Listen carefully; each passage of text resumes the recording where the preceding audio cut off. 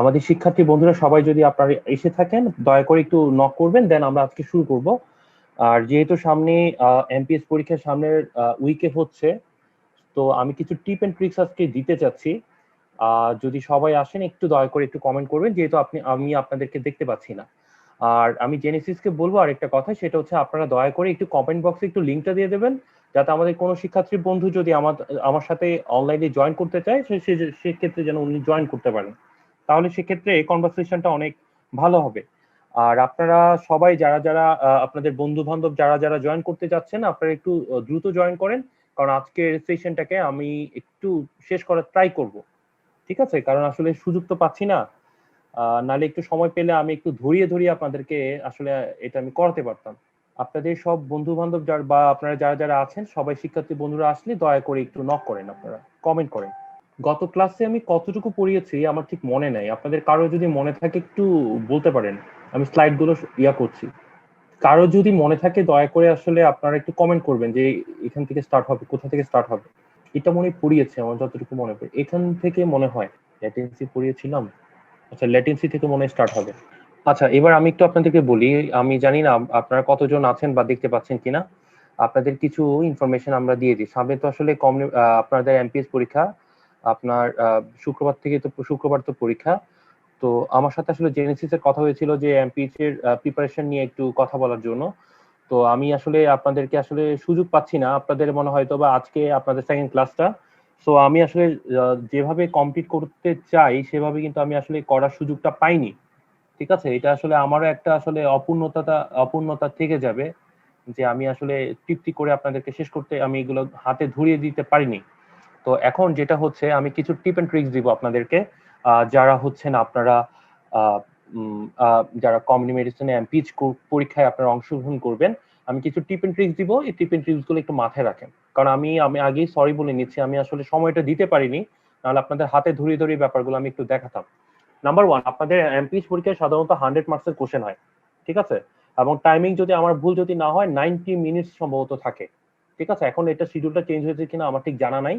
ঠিক আছে, এখন এই 90 মার্কসের মধ্যে কিছু কিছু কোশ্চেনের সেট আপ থাকে একই রকম। আপনাদের বিএসসি মধ্যে যখন আপনারা পরীক্ষা দিবেন, আমাদের ম্যাক্সিমাম কোশ্চেনের সেট আপ থাকে, যেটা এমসিকিউ পরীক্ষা হবে, আমাদের সাধারণত 2:3 বা 3:2 এই ফরম্যাটে সাধারণত অ্যান্সার গুলো হয়।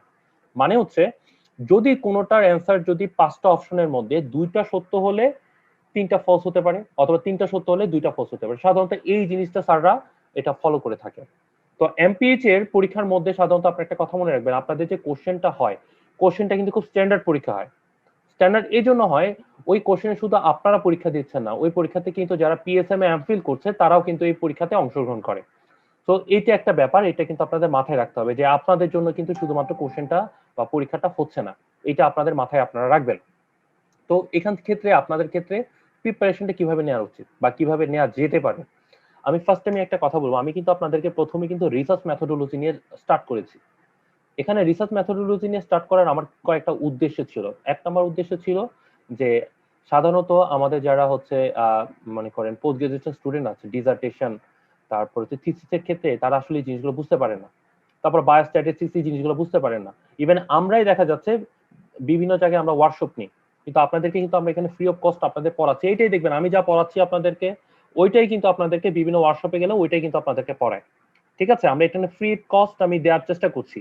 এবং এখানে দুইটা জিনিস আপনাদের বলতে চাই, যদি এমপিএইচ এর ফিল্ডে আমি কথা বলতে চাই, এই যে আমি যে জিনিসগুলো পড়াবো এখন কিন্তু এমপিএইচ এর ম্যাক্সিমাম কিন্তু ফিল্ড ওরিয়েন্টেড কোশ্চেন হয়।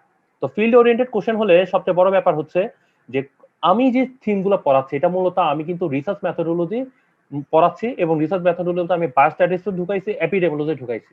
ঠিক আছে, যেগুলো যেগুলো আপনাদের লাগে, যেমন আপনার থিসিস এর ক্ষেত্রেও লাগে, আপনার পাবলিকেশনে লাগে, এভরিথিং এ লাগে, ইভেন হচ্ছে এমপিএইচ এর পরীক্ষার ক্ষেত্রেও লাগতেছে। যে যে জিনিসগুলো টাচ করতেছে আপনারা এই জিনিসটা যদি আপনার মাথায় রাখতে পারেন, আপনার 20 to 30% কোশ্চেন আপনার কমন পড়বে বা আপনারা দিতে পারবেন। আচ্ছা, এরপরে কিভাবে আপনার প্রিপারেশন নেবেন? লাস্ট 10 মার্কস যেটা থাকে সেটা সাধারণত ইংলিশের উপরে একটা কোশ্চেন হয়।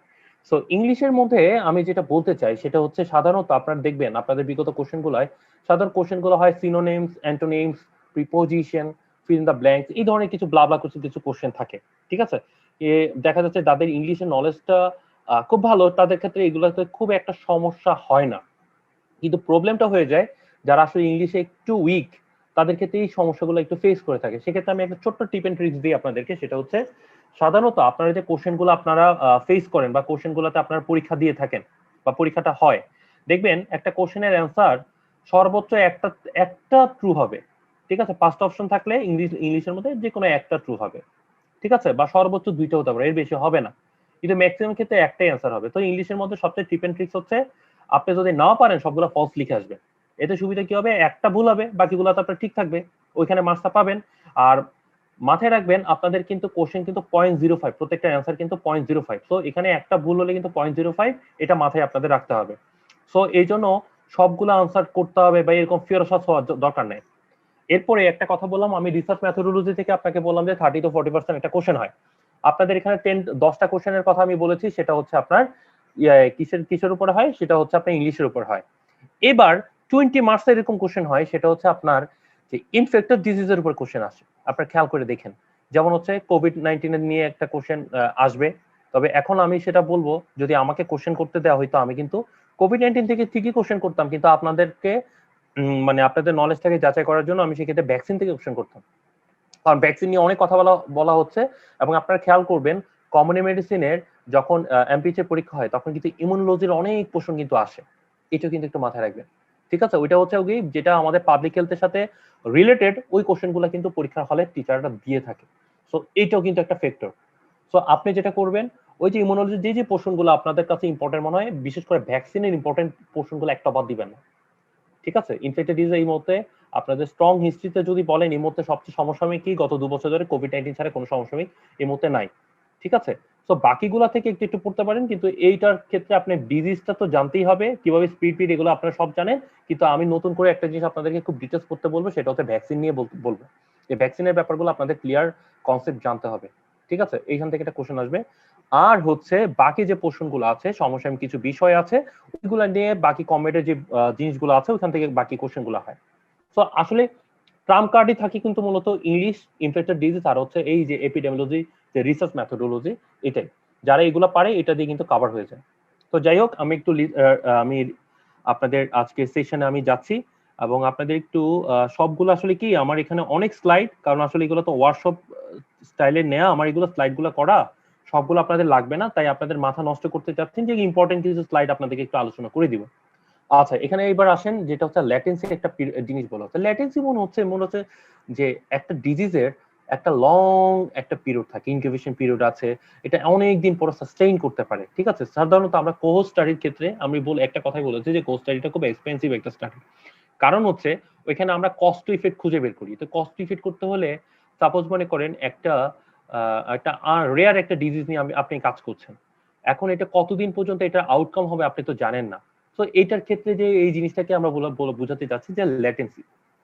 এরপর হচ্ছে ফিজিবিলিটি, মানে হচ্ছে যে আমি আমার যে সময়টাকে আমার ঠিক মতো আমরা পাচ্ছি, আমি কম সময়ে কাজ করতে পারছি না বেশি সময়ে, আমার ম্যান পাওয়ারটা কেমন, ইকুইপমেন্ট কেমন, আমার টাকার রিসোর্স আছে।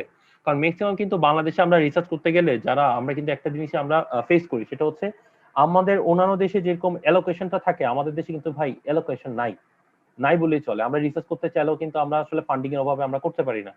এই একটা ব্যাপার কিন্তু আমাদের দেশে থেকে যায়, এটা একটা সমস্যা, ঠিক আছে? এই একটা ব্যাপার, এটাও কিন্তু আপনাদের রিসার্চের ক্ষেত্রে আপনাদের মানে মাথায় রাখতে হবে আর কি, ঠিক আছে?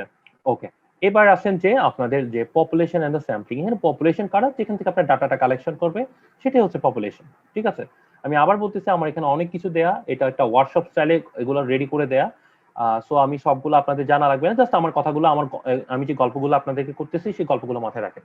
তো এখানে মধ্যে হচ্ছে পপুলেশনটাকে আপনি কিভাবে এই স্যাম্পলিংটাকে প্রসেস করবেন। এখানে প্রথমে 1 নম্বর হচ্ছে আপনি আইডেন্টিফাই করবেন যে স্টাডি পপুলেশনটা। যেমন আমি গত ক্লাসে একটা কথা বলছি যে ধানমন্ডিতে আমি ওল্ড এজ পিপলদের উপরে আমি একটা স্টাডি করতে চাই, যে তাদের মধ্যে কয়জন হাইপারটেনশনে ভুগছে।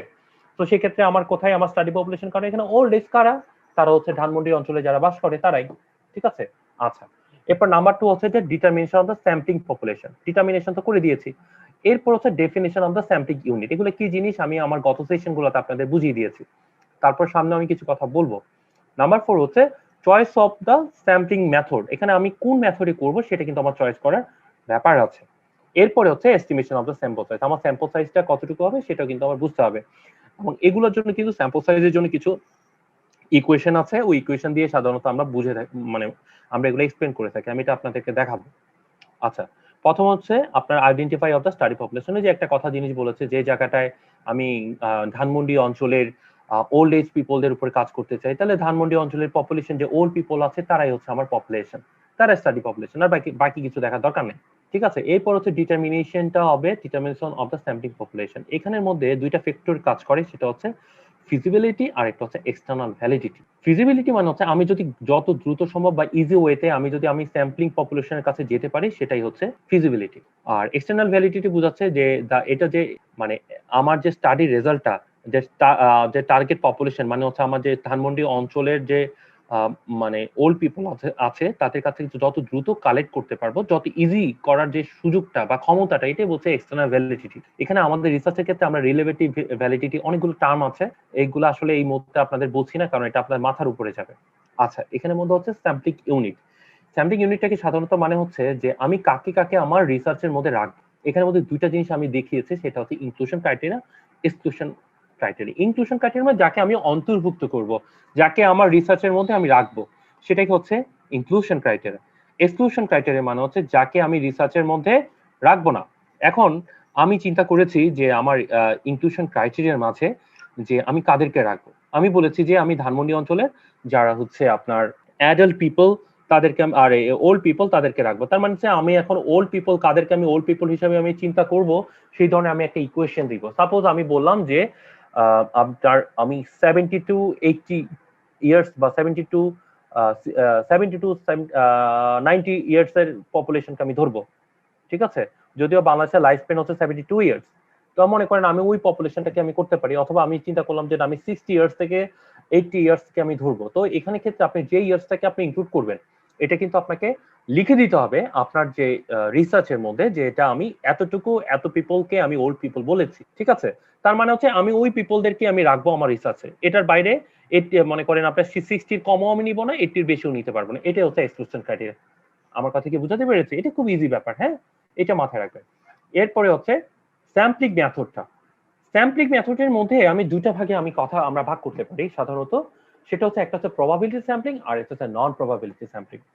প্রবাবিলিটি স্যাম্পলিং মানে হচ্ছে প্রতিটা স্যাম্পলিং এর ইন্ডিভিজুয়ালি রিসার্চে অংশগ্রহণ করার একটা ক্ষমতা থাকবে।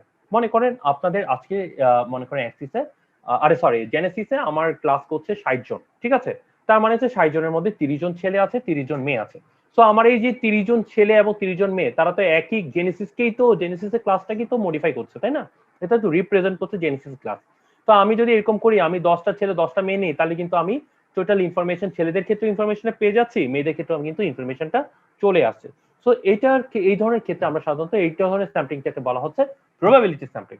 নন প্রবাবিলিটি স্যাম্পলিং যদি এরকম হয় যে আপনার জেনেসিসের 100 জন স্টুডেন্টের মধ্যে 50 জন ছেলে 50 জন মেয়ে হওয়ার কথা ছিল, মানে সমান অনুপাতে হওয়ার কথা ছিল, কিন্তু কোনো একটা কারণে আমার 60 জন ছেলে হয়ে গেল, 40 জন মেয়ে হয়ে গেছে। তার মানে হচ্ছে কি আমার তো আপনার ইকুয়াল ডিস্ট্রিবিউশন হয়নি। তো সেই ক্ষেত্রে যে স্যাম্পলিংটা আমরা ইউজ করে থাকবো সেটা হচ্ছে নন প্রবাবিলিটি স্যাম্পলিং। ঠিক আছে, আচ্ছা, এরপরে আসেন যে আমাদের টাইপ গুলা। ঠিক আছে, এটা হচ্ছে প্রবাবিলিটি স্যাম্পলিং আর নন প্রবাবিলিটি স্যাম্পলিং এর এখন টাইপ গুলো আমি বলছি। নন প্রবাবিলিটি স্যাম্পলিং এর মধ্যে আমরা যেগুলো খুব ভেরিফলি আমরা ইউজ করে থাকি, সেটা হচ্ছে কনভেনিয়েন্স স্যাম্পলিং বা অপরচুনিটি স্যাম্পলিং। কি জিনিস আমি বুঝাবো? কোটা স্যাম্পলিং, তারপর হচ্ছে পারপোসিভ স্যাম্পলিং অর জাজমেন্টাল স্যাম্পলিং, এবং নাম্বার 4 হচ্ছে স্নোবল স্যাম্পলিং। এটা হচ্ছে গিয়ে নন প্রবাবিলিটি স্যাম্পলিং। যখন আমরা স্যাম্পলিং করতে চাই এই ধরনের কেসগুলোতে আমরা কি করতে পারি, আমরা এই ফরম্যাটে আমরা সাধারণত কাজগুলো করে থাকি। ওকে, প্রবাবিলিটি স্যাম্পলিং কে আমরা সাধারণত কয়েকটা ভাগে ভাগ করতে পারি। একটা হচ্ছে simple random sampling, systematic random sampling, stratified random sampling, multi stage random sampling, এবং লাস্ট হচ্ছে ক্লাস্টার স্যাম্পলিং। তো এই যে পাঁচটা কথা বলেছি, পাঁচটা ফরম্যাটে মূলত আমরা স্যাম্পলিংটা করে থাকি। সাধারণত আপনি যখন একটা স্টাডি করবেন, একটা রিসার্চ করবেন, আপনার স্যাম্পলিং প্রসিডিউরটা কি হবে সেটা কিন্তু আপনি এভাবে আপনাকে আইডেন্টিফাই করতে হবে, এবং সেই অনুযায়ী কিন্তু আপনাকে কাজ করতে হবে। স্যাম্পলিং এর পরে এরপরে কিন্তু আপনাদের যে ডাটা কালেকশন করার পরে আপনি স্যাম্পলিংটার মাধ্যমে ডাটাটা কালেকশন করেছেন, এরপরে অ্যানালাইসিস ইন্টারপ্রিটেশন ক্ষেত্রেও এটা কিন্তু একটা বিশাল ভূমিকা আছে, যেটা আমি আপনাদেরকে বলে দিব। সিম্পল র্যান্ডম স্যাম্পলিং মানে হচ্ছে কি আমরা সাধারণত দুইটা মেথডে করি। একটা হচ্ছে আপনার লটারি মেথডে করতে পারি, র্যান্ডম টেবিল, এই দুইটা কিন্তু খুব ইউজ করে থাকে। আরেকটা হচ্ছে সায়েন্টিফিক ক্যালকুলেটর, এটাই কিন্তু আমরা সাধারণত এই মেথডে কিন্তু আমরা সিম্পল র্যান্ডম স্যাম্পলিং এর যে স্যাম্পলটা আমরা কালেকশন করে থাকি, মানে এখানে প্রত্যেকটা মানুষের ইকুয়াল চান্স থাকবে যারা আমার রিসার্চের অংশ হবে। ঠিক আছে, এটা হচ্ছে একটা ব্যাপার। এরপর হচ্ছে সিস্টেম্যাটিক স্যাম্পলিং। এখানে আমরা সাধারণত স্যাম্পলিং ফ্রেম, হ্যাঁ, পপুলেশনে একটা রেগুলার ইন্টারভ্যালে আমরা স্যাম্পলিং ফ্রেমটা থেকে আমি সাধারণত ডাটাটা কালেকশন করব। ঠিক আছে, এখানে আমি একটা ইকুয়েশন দিয়েছি, আপনারা দেখেন, সেটা হচ্ছে sampling interval equal to n by n। এখানে nটা হচ্ছে বড় যে n, সেটা হচ্ছে পপুলেশনের সাইজ, এটা বোঝাচ্ছে। আর ছোট nটা হচ্ছে স্যাম্পলের সাইজ, আমি কতটুকু স্যাম্পল নিব। এখন আপনি কতটুকু স্যাম্পল নেবেন, এটা সাইজটা কিন্তু আপনার ডিপেন্ড করবে স্যাম্পলের ইকুয়েশনের উপরে। এটা কিন্তু আপনার টোটাল ইনফরমেশন গুলো ধরবে, তুলে বলবে যে আপনার কতটুকু ডাটা কালেকশন লাগবে, কতটুকু ডাটা দিলে আপনার গবেষণাটা কাজ করবে, আপনি যেটা নিয়ে কাজ করছেন এটা বুঝে যায়। ঠিক আছে, তো আপনার স্যাম্পলিং ইন্টারভ্যালটা আপনার মনে রাখেন, সেটা হচ্ছে বড় N equal to divided by ছোট এন। বড় এন হচ্ছে পপুলেশন সাইজ, আর পপুলেশন কারা, যেখানে আমি ওই যে বললাম ধানমন্ডি অঞ্চলের আমি যে ওল্ড পিপলরা আছে তারা পুরোটাই হচ্ছে পপুলেশন। ছোট এন কারা, যাদের থেকে আমি যতজনকে আমি নিব সেটাই হচ্ছে স্যাম্পল সাইজ। আচ্ছা, এরপরে আসেন যে সিস্টেম্যাটিক র্যান্ডম স্যাম্পলিং। এটা কিন্তু কি জিনিস, এটা আসতেছে, ওইটা কিন্তু এটার কনচুয়াল মানে হচ্ছে কন্টিনিউয়াস ফর্মে কিন্তু আমি কথাগুলো বলছি। এটাই হচ্ছে মূলত হচ্ছে এই ধরনের স্যাম্পলটা করব আমরা র্যান্ডমলি সিলেক্ট করব প্রথমে, করার পরে এইবার একটা নির্দিষ্ট গ্যাপে গ্যাপে আমি ডাটাটা কালেক্ট করব। প্রথমে বললাম কি আমি র্যান্ডমলি সিলেক্টেড করেছি, এরপর আমরা হচ্ছে একটা নির্দিষ্ট গ্যাপ গ্যাপ থেকে আমি স্যাম্পলটা কালেক্ট করব। এটা কি ধরনের সেটা আমি এখন বলবো। এটা স্টেপস হচ্ছে, প্রথমে আপনাকে ডিফাইন করতে হবে, পপুলেশনটাকে আপনি আইডেন্টিফাই করতে হবে। এরপরে আপনার স্যাম্পল সাইজটা কতটুকু হবে সেটা কিন্তু আপনাকে ডিটারমাইন করতে হবে। তারপরে হচ্ছে স্যাম্পল ফ্রেম, আপনার স্যাম্পল ফ্রেমের কি অবস্থা থাকবে, কতটুকু হবে, কারা হবে, এটা কিন্তু আপনাকে ঠিক করতে হবে। এরপরে হচ্ছে কয়টা পরে, আমি একটা কথা বলেছি, প্রথমে আমি র্যান্ডম জিনিস স্যাম্পলিংটা করেছি, এরপর আমি একটা গ্যাপে গ্যাপে, মনে করেন আমি গ্যাপে গ্যাপে ডাটাটা কালেক্ট করব। ঠিক আছে, আমি একটা এক্সাম্পল দেখাবো আপনাদেরকে। সো ডিটারমাইন করবো আমরা যে একটা গ্যাপে গ্যাপে ডাটা করবেন, কোন কোন ডাটাগুলো আমরা নিব, এটা কিভাবে নিব এটা আমি দেখাচ্ছি। এরপরে হচ্ছে নাম্বার 5 হচ্ছে start at the same random place in the population, একই যে কথাগুলো একটু আগে বলেছি। তারপর হচ্ছে ইন্ডিভিজুয়াল, আমাদের একই লিস্টের মধ্যে একই গ্যাপে গ্যাপে আমি মূলত এই কালেকশনটা করে থাকবো, এই ডাটাটা কালেক্ট করবো। এই যে দেখেন একটা আমি একটা চিত্র দেখাচ্ছি, আপনি চিত্রটা দেখতে পাচ্ছেন, এখানে বলা আছে যে এখানে পপুলেশন হচ্ছে 20 জন। ঠিক আছে, আমার যে জায়গা থেকে মনে করেন আমি ধানমন্ডির অঞ্চল ওল্ড পিপল নিয়ে কাজ করতে চাই, তো সেক্ষেত্রে আমার পপুলেশনটা আছে ধানমন্ডিতে 20 জন মানুষ। ঠিক আছে, এখন আমার টার্গেট হচ্ছে আমি 5টা ডাটা নিব, 5 জনে নিব, এই 5 জনই হচ্ছে স্যাম্পল। ঠিক আছে, আমি ওল্ড 5 জনকে নিব। সেক্ষেত্রে আমি যদি ইকুয়েশনটা বের করতে চাই, আমি একটু আগে বলেছি যে স্যাম্পল ইন্টারভ্যাল হচ্ছে বড় এন ডিভাইডেড বাই ছোট এন। এখানে বড় এন কোনটা, পপুলেশনটা, এটা আমি আপনাদেরকে একটু আগে দেখিয়েছি। তো বড় এনটা এখানে 20টা চলে আসলো, স্যাম্পল সাইজকে আমি 5 জনকে নিব, তাহলে আমি এখানে 5টা নিয়ে দিলাম, 5 আর 20 আপনার ভাগ করলাম, আসে 4। তার মানে হচ্ছে আমি 4 জন পর পর আমি ডাটাটা কালেক্ট করব। ঠিক আছে, এই যে দেখেন এখানে একটা ডাটা কালেকশন করছি, এটার পরে 4 নাম্বার কয়টা, 1 2 3 4, এই যে দেখেন এখান থেকে ডাটা কালেকশন করছি, আবার 1 2 3 4, এই যে দেখেন এখান থেকে একটা কালেক্ট করছি, আবার একই জিনিস, এরকম মানে রেগুলার ইন্টারভ্যালে আমি ডাটাটা কালেক্ট করছি। দেখেন আমার এখানে 4 নাম্বারটা থেকে আমি ডাটা কালেকশন করতেছি। ঠিক আছে, কয়টা কালেকশন করতেছে, 5টা কালেকশন করতে পারছি। ঠিক আছে, এটা হচ্ছে সিস্টেমেটিক স্যাম্পলিং এর একটা এক্সাম্পল। আচ্ছা, স্ট্র্যাটিফাইড স্যাম্পলিং, এরপর আরেকটা ব্যাপার আছে স্ট্র্যাটিফাইড স্যাম্পল। এটা হচ্ছে সাধারণত আমরা যে এখানে লিখেছি, দেখেন কি বলেছে যে we divided the heterogeneous population into homogeneous data and sample are collect from the each data. ঠিক আছে, আচ্ছা এটা মানে কি বোঝাচ্ছে, মনে করেন একটা ক্লাসে মেল এবং ফিমেল সব ধরনের স্টুডেন্টই আছে। এখন আমার চিন্তা করলো যে আমার মাথায় আসলো যে আমি একটা গবেষণা করতে চাই, তার ক্ষেত্রে আমি আমি মেয়েদের কাছ থেকেও ইনফরমেশন নিব, ছেলেদের কাছ থেকে ইনফরমেশন নিতে পারি। অথবা আমি চিন্তা করলাম যে আমি আমার ক্লাসে মনে করেন 100 জন, মনে করেন জেনেসিসের আজকে ক্লাসে 100 জন স্টুডেন্ট ক্লাস করছে, তার মধ্যে আমার ছেলেও আছে মেয়ে আছে, তো আমি চিন্তা করলাম আমি আমি আমাদের মেয়েদের কাছ থেকে ওদের কাছ থেকে আমি ডাটাটা কালেকশন করব। তো ফার্স্টে আমি কি করব, আমি ছেলেদেরকে আলাদা করব, মেয়েদেরকে আলাদা করব, এরপর মেয়েদের কাছ থেকে অথবা ছেলেদের কাছ থেকে ডাটাটা কালেকশন করব। এই যে দেখেন একটা হেটারোজেনাস কম্পাউন্ডটা, যেখানে ছেলে মেয়ে একত্রে ছিল, সেটাকে ভাঙা আমি প্রথমে হোমোজেনাস করলাম, কিভাবে, ছেলে আলাদা মেয়ে আলাদা, এবার আমি মেয়ে বা ছেলেদের কাছে ডাটা কালেকশন করেছি। This form is called stratified sampling.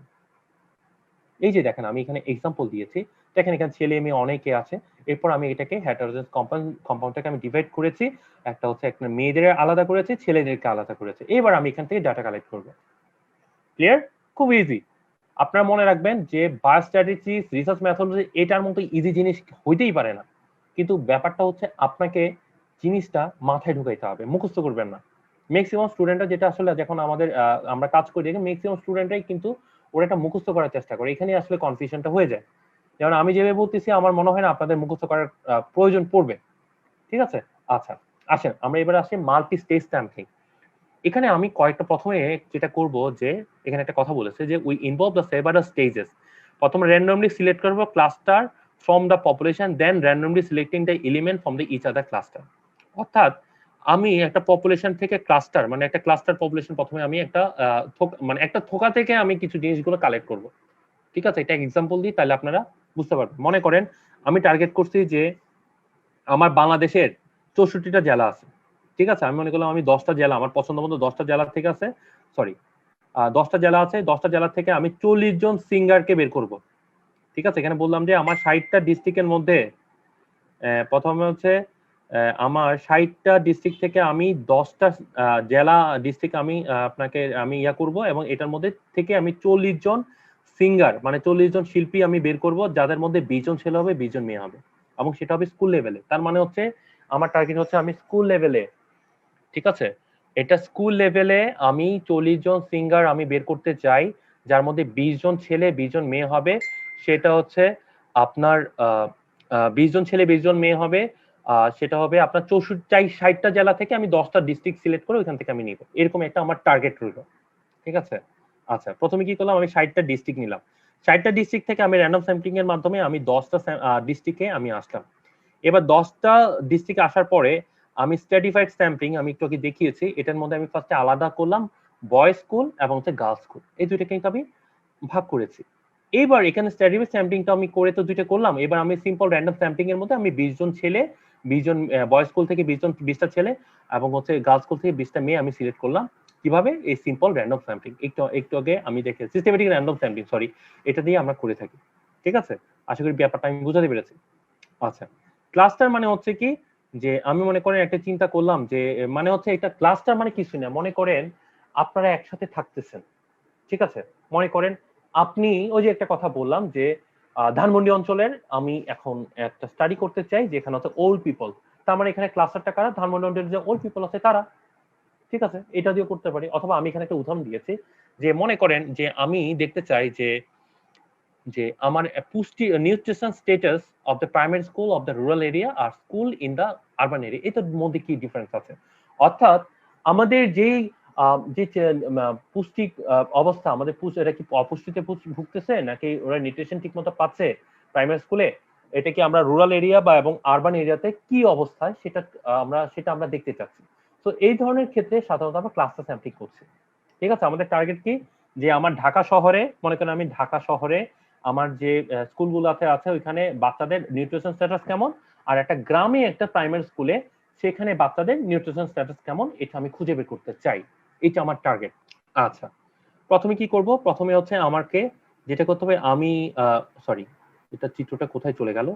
আচ্ছা, ওই যে যেটা বললাম তখন কি করলাম মনে করেন ঢাকাতে থেকেও ডাটা করলাম। আমরা হচ্ছে মানে গরিব মানে হচ্ছে যে বাচ্চাদের কি বলবো যেটা হচ্ছে আপনার গ্রাম্য অঞ্চল থেকে ডাটা কালেক্ট করলাম। দেখবেন কখনোই যেটা আরবান এরিয়াতে বা আপনাদের যেখানে যেখানে হচ্ছে আপনার উন্নয়ন উন্নয়ন হচ্ছে বা ডেভেলপ জায়গা সেগুলোতে আপনার যেরকম সুযোগ সুবিধা পায় বাচ্চারা সেরকম কিন্তু গ্রামের স্টুডেন্টরা কিন্তু সেরকম পাচ্ছে না, তাদের পুষ্টির অবস্থা কিন্তু সেম হবে না। সেই ধরনের এইটাই বোঝাতে চাচ্ছি ক্লাস্টার। তার মানে এখানে কি করতে পারি আমি হচ্ছে মনে করেন ঢাকার একটা স্কুলের আমি একটা ডাটা নিলাম, ওই পুরো স্কুলটাই হচ্ছে ক্লাস্টার। ওইখান থেকে ইনফরমেশন নিলে আমি যদি কয়েকটা বাচ্চার ইনফরমেশন নিই তাহলে তো ওই স্কুলের ইনফরমেশন আমরা পাচ্ছি। ইভেন আমি যদি গ্রামের একটা প্রাইমারি স্কুলের আমি ইনফরমেশনটা নিতে চাই সেক্ষেত্রে কিন্তু আমরা ইনফরমেশন পাবো এবং ইনফরমেশনটা কি রিপ্রেজেন্ট করবো ওই জায়গাটার nutritional status of the baby, এটা কিন্তু ইনফরমেশনটা চলে আসবে। ঠিক আছে? তো এই ধরনের ফরম্যাটকে বলে আমরা ইউজ করে থাকি ক্লাস্টার স্যাম্পলিং। এরপর হচ্ছে কনভেনিয়েন্স স্যাম্পলিং, মানে হচ্ছে যদি রিসার্চার খুব ইজি ভাবে ডাটা কালেকশন করতে পারে সেটাই হচ্ছে কনভেনিয়েন্স স্যাম্পলিং। মনে করেন আমার কথাই বলেন আমি একটা মেডিকেল কলেজের শিক্ষক, আমি চাইলে আমার মেডিকেল স্টুডেন্ট আছে, ডাক্তার আছে, পেশেন্ট আছে, আমি ইচ্ছা করলে ওদের কাছে ডাটা ইজি ভাবে করতে পারি, কারণ কি ওরা আমার হাতের কাছে আছে। তো এই ধরনের স্যাম্পলিং কে বলে কনভেনিয়েন্স স্যাম্পলিং। ঠিক আছে? পারপোসিভ স্যাম্পলিং, পার মানে হচ্ছে উদ্দেশ্য প্রণোত ভাবে যদি আমি ডাটা কালেকশন করি সেটাই পারপোসিভ স্যাম্পলিং। এখন মনে করেন আমি চিন্তা করলাম যে যে আমাদের যে সোলজারদেরকে নিয়ে আমি একটা কাজ করতে চাই। তো আমি যদি কোনো ক্যান্টনমেন্টে যাই সেখানে কিন্তু আমি আর্মি অফিসারদের মাধ্যমে আমি একটা ডাটা কালেকশন করতে পারি। অথবা মনে করেন যে আমি ফুটবল টিম বা ক্রিকেট টিমের থেকে ডাটা কালেকশন করতে পারি। আমি শুধু ওইখানে গেলে কোন একটা ফুটবল টিমের কাছে গেলে কিন্তু ফুটবলারদের ইনফরমেশন পেতে পারি, বা আমি যদি ক্রিকেটারদের কোনো ইনফরমেশন কালেক্ট করতে চাই তাহলে আমি হচ্ছে ক্রিকেটারদের কাছে গিয়ে ক্রিকেট টিমের কাছে গেলে কিন্তু আমি ডাটাটা কালেক্ট করতে পারছি। ঠিক আছে, এই মানে হচ্ছে আমার উদ্দেশ্য, যে উদ্দেশ্য করতেছে সেই উদ্দেশ্য অনুযায়ী ডাটা কালেকশন করতে পারলে সেটা হলো পারপোজ স্যাম্পলিং, মানে উদ্দেশ্য প্রণোদিত যে স্যাম্পলিংটা হয়। যেমন হচ্ছে আমি বললাম যে আমি ক্রিকেটার, মানে হচ্ছে যারা আমি ক্রিকেটারদের ডাটা কালেকশন করতে চাই তাহলে ক্রিকেট টিমে গেলেই তো আমি ডাটা কালেকশন পেয়ে যাচ্ছি। ঠিক আছে, যদি আমি সোলজারদের থেকে ইনফরমেশন নিতে চাই সেক্ষেত্রে আমি কোনো আর্মি নেভি ওদের কাছে গেলেই আমরা কিন্তু ইনফরমেশন পেয়ে যাচ্ছি। এটাই হচ্ছে পারপোজ স্যাম্পলিং এর উদাহরণ। আচ্ছা, এরপর হচ্ছে কোটা স্যাম্পলিং, মানে হচ্ছে বিভিন্ন রকম, দেখেন আপনারা বিসিএস পরীক্ষা দিতে গেছেন, অনেকজন কোটা আছে না, এই যে ট্রাইবাল কোটা, জিলা কোটা, ফিমেল কোটা, ফ্রিডম ফাইটার কোটা, এগুলো হচ্ছে কোটা। ঠিক আছে, এটা হচ্ছে কোটা স্যাম্পলিং। এরকম যেরকম ক্লাস্টার থেকে যখন আমরা ডাটা কালেকশন করতেছি সেটা হচ্ছে কোটা স্যাম্পলিং। ঠিক আছে, আপনি খুব ইজি ভাবে বোঝার চেষ্টা করবেন, কখনো ব্রেনকে কখনো প্রেশারাইজ করবেন না। ঠিক আছে, দেখেন আমি কিন্তু গল্প বলতেছি আপনাদের, এখানে তো অনেক কিছু দেয়া আছে, আপনারা দেখা দরকার। স্নোবল স্যাম্পলিং মানে হচ্ছে আপনি মনে করেন আপনার একটা বরফ যখন মনে করেন পাহাড়ে আপনি আছেন, পাহাড় থেকে বরফটা, ঠান্ডা সিজন, পাহাড় থেকে বরফটা গড়ি গড়ে নিচে নামে, তখন কি হয়, ছোট্ট যদি একটা বরফ থাকে এটা গড়তে গড়তে গড়তে একটা বিশাল আকার ধারণ করে। মানে প্রথমে এতটুকু হচ্ছে, এতটুকু হচ্ছে, এরপরে এতটুকু হচ্ছে, এরকম করে গড়ে গড়ে একটা বড় আকারে ধারণ করছে। এটাকে, এই ধরনের স্যাম্পলিং কে বলা হচ্ছে স্নোবল স্যাম্পলিং। যেমন মনে করেন সাপোজ আমি এই ছেলেটাকে ধরলাম, মনে করেন আমি পুলিশ হয়ে গেছি। ঠিক আছে, আমি বললাম যে এখন আমাকে দায়িত্ব দেওয়া হয়েছে যে ক্রিমিনালকে, ঠিক আছে, প্রথমে আমি এভিডেন্স পাইলাম, তারে ধরছি, সে বলতেছে আমি দুইজনকে চিনি, ওরা দুইজনে এক হইতে পারে, তখন সে এই দুইটাকে ধরাই দিছে। তখন এই দুইজন বলতেছে যে আমি তো করি নাই, তাহলে আমি আরো তিনজনকে চিনি। ঠিক আছে, তার মানে ও আরো তিনজনকে ধরাইছে, সেও তিনজনকে ধরেছে, এরকম তিনজন ধরেছে। দেখেন প্রথমে ছিল একজন, একজন থেকে দুইজন, দুইজন থেকে তিনজন, এরকম করে বাড়তেছে। তো এই ধরনের স্যাম্পলিং কে বলা হয় স্নোবল স্যাম্পলিং। বুঝাতে পেরেছি আমি? আপনারা কি বুঝতে পারছেন? আপনারা কেউ কমেন্ট করেন না ভাই, আবার কেউ মনে হয় জয়েন করেছেন। আপনি কি বুঝতে পারছেন? ডক্টর সুমাইয়া, আপনি কি বুঝতে পারছেন? আপনি এতক্ষণ যে কথাগুলো বলেছি, যারা শ্রোতা বন্ধুরা আছেন আপনারা কি বুঝতে পারছেন? জিনিসগুলো কিন্তু খুব ভেজাইলা। তো আপনি না বুঝলে কিন্তু আসলে জিনিসগুলা মাথায় থাকবে না। যদি না বুঝেন আপনি বলেন, আমি আবার বুঝাবো, কোনো সমস্যা নেই। আচ্ছা, আচ্ছা, এবার কিছু স্টাডি ডিজাইন যেগুলো কমনলি আমরা সাধারণত ইউজ করে থাকি, সেটা হচ্ছে একটা হচ্ছে ক্রস সেকশন ডিজাইন। এটা মানে স্টাডি, এটা আমরা কিন্তু ইউজ করে থাকি। লংজিটিউডাল করি, কেস কন্ট্রোল স্টাডি করে, কোহোর্ট স্টাডি করি, এই মূলত এই চারটা কিন্তু আমরা খুব ইনভেরিয়েবলি ইউজ করে থাকি আমাদের ইয়াতে। ক্রস সেকশনাল স্টাডিটা কি? এটা হচ্ছে কিছুই না, মনে করেন আপনি সাধারণত আপনাদের ডাটা কালেকশন থিসিস এর কথাই আমি একটু বলি, থিসিস এর ক্ষেত্রে সাধারণত 6 মাস থাকে বা 1 বছর থাকে। তো আপনি ডাটা কালেকশন করার কিন্তু সুযোগ পান মনে করেন 1 থেকে 2 মাস। ঠিক আছে, তার মানে হচ্ছে আমি 1 থেকে 2 মাসের মধ্যে যে ডাটাগুলো আমি কাজ করতে চাচ্ছি খুব ইজি ওয়েতে, ওই টাইমে যে ডাটাটা আমি নিব সেটাই হচ্ছে ক্রস সেকশনাল স্টাডি। ঠিক আছে, এখানে দেখেন আমি কি বললাম। যেমন হচ্ছে যে cross sectional study design is used for research that collect data on a relevant variable one time only. তার মানে কি আপনি একবারই কিন্তু যাচ্ছেন, আপনি কি বারবার ডাটাটা কালেক্ট করতে পারছেন না। মনে করেন আপনি চিন্তা করলেন যে আমি ডাটা কালেকশন করব কালকে শুক্রবার থেকে সামনে শুক্রবার পর্যন্ত, তার মানে হচ্ছে এই টাইমে কিন্তু ডাটাটা আপনি একবারে নিচ্ছেন। এই যে 1 সপ্তাহ ডাটা নিচ্ছেন, এরপরে কিন্তু 1 সপ্তাহের মধ্যে কিন্তু সব ডাটা কিন্তু আসবে না। কারণ মনে করেন এই 1 সপ্তাহ যে আপনি 7 দিন যে ডাটা নিচ্ছেন, হয়তো আপনি যে পপুলেশনের ডাটাটা নিচ্ছেন, মনে করেন ধানমন্ডি অঞ্চলে ওল্ড পিপলদের কাছ থেকে ডাটা কালেকশন করছেন। তো এখানের মধ্যে হচ্ছে ওল্ড পিপল অনেকে দেখা যাচ্ছে ওই আপনার করোনার কারণে হয়তো বাড়ি গিয়েছে, কেউ অসুস্থ আছে, বা কেউ আপনার এই মুহূর্তে ওই এলাকাতে নাই। তো আপনি তো ওই নির্দিষ্ট সময় একবারের মাধ্যমে কিন্তু ডাটা কালেক্ট করছেন। তো এটা কিন্তু পুরাটা কিন্তু ধানমন্ডি অঞ্চলে ওল্ড পিপলকে শো করবে না। তো এই ধরনের যে ডিজাইনগুলো, এই ধরনের যে আপনার ইয়াটা, ওইটাই হচ্ছে cross sectional study design, sorry. এই যে দেখেন আমি এখানে একটা কথা বলেছি যে cross sectional design generally use the survey technique to generate the data. For example US census, Bangladesh census বলতে পারেন। এটা হচ্ছে ইজি ওয়েতে আমি বলছি। এটার অ্যাডভান্টেজ হচ্ছে যে data on the very many variable, data from the large number of subject, data from the disperse subject, data on attitude and behaviour, good for the explore. মানে হচ্ছে কি আপনি অল্প সময় ডাটাগুলো পাচ্ছেন, এটা হচ্ছে ব্লাবলা। ঠিক আছে, ডাটা করলে আপনি অনেকগুলো একসাথে ডাটা কালেকশন করে ফেললেন, সময় লাগতেছে কমে, বকচকর কথাবার্তাগুলো হচ্ছে এখানে দেওয়া আছে। আর ডিসঅ্যাডভান্টেজ হচ্ছে যেগুলো বললাম, যে ধানমন্ডি অঞ্চলে আপনি যখন ডাটা কালেকশন করছেন তখন ধানমন্ডি অ্যাকচুয়াল সবাই ছিল না, তো আপনার পুরো ধানমন্ডি অঞ্চলকে রিপ্রেজেন্ট করবে না। ঠিক আছে, এবং হচ্ছে কি মাঝে মাঝে যে আমরা যখন হাইপোথিসিসটা আমরা যখন এটাকে আমি সেট করব তখন কিন্তু ঝামেলা হবে, কারণ কি আমার তো টোটাল ইনফরমেশন গুলো আসে নাই। এটাই হচ্ছে ডিসঅ্যাডভান্টেজ। ঠিক আছে, আমি জাস্ট এক দুইটা জিস পয়েন্ট বলে দিচ্ছি, আপনাদের এগুলো দেখা লাগবে না। এখন যখন মনে করেন আপনি চিন্তা করলেন যে 7 দিনের মতো থেকে ডাটাটা কালেকশন করবেন, ঠিক আছে? এখন আপনি চিন্তা করলেন যে না 7 দিন না, আমি 6 মাস ডাটা কালেকশন করব এবং একবার না আমি কয়েকবার সিস্টেমে কয়েকবার গ্যাপে আমি নিব, তাহলে সাধারণত আমরা লংগিটিউডাল ডিজাইনটা আমরা ইউজ করে থাকি, ঠিক আছে? তাহলে কি হচ্ছে এখানে যেহেতু মনে করেন আমরা 6 মাস ডাটা কালেকশন করব, মনে করেন যারা অসুস্থ ছিল ধানমন্ডি অঞ্চলে তারাও চলে আসলো, কেউ বাড়ি গিয়েছিল তারাও চলে আসলো। তাহলে কি, তাহলে এটা অ্যাডভান্টেজ, ডাটাটা ইজিলি আমরা কালেক্ট করতে পারি এবং হচ্ছে এটা কিন্তু আমরা সহজে ইন্টারপ্রিট করতে পারি এবং এটা মোটামুটি একটা এক্সপ্রেশন করতে পারি।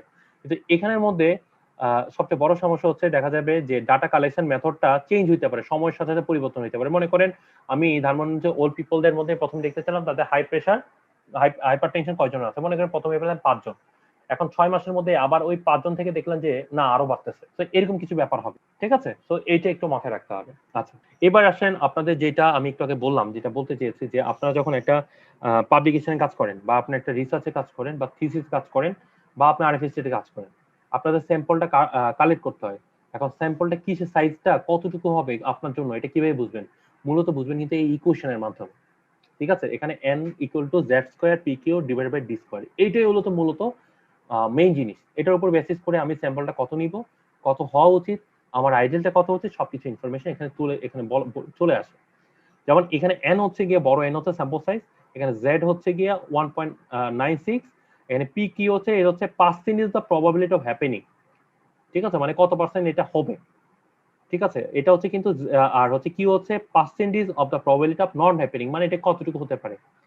ডি মানে হচ্ছে ডিগ্রি অফ ফ্রিডম, এখানে হচ্ছে 0.05, মানে এখানে ভুল হতে পারে, ঠিক আছে? এবং value of the Z square Z, এটা হচ্ছে 95% CL equal to 1.96, 99% CL equal to হচ্ছে 2.58। এইটা হচ্ছে মূলত হচ্ছে আমরা এখানে একটা ক্রস ইন্টারভেল বা আমরা হচ্ছে এটা কতটুকু কাছাকাছি হতে পারে আমাদের ডাটাটা, এটা আমরা বুঝতে পারি, ঠিক আছে?